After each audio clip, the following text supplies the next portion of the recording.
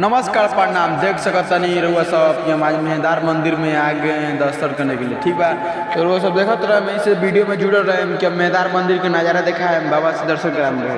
चलिए दिखाओ तो मेहदार मंदिर का नज़ारा कैसा है, कितना सुंदर लगता है।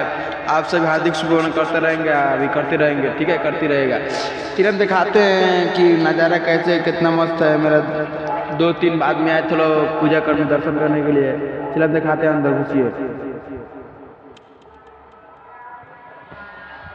सो गाइस देखिए, हम अंदर आ चुके हैं अभी मेहदार मंदिर का नज़ारा दिखाते हैं आप सभी को कैसे लग रहा है, कितना मस्त लगता है। देखिए दिखाते, देखिए कैसा लग रहा है। आप सभी कमेंट में जरूर आप नाम लिख के जाएं, और वो सब का जिसके कमेंट में ज़्यादा लाइक रहेगा उसको 5 गिफ्ट देंगे हम। देखिए देखिए कितना कमेंट कितना अच्छा लगता है।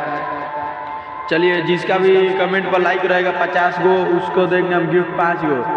ठीक है, जरूर कमेंट में लिख के जाइएगा ना, कौन जिला से कौन जगह से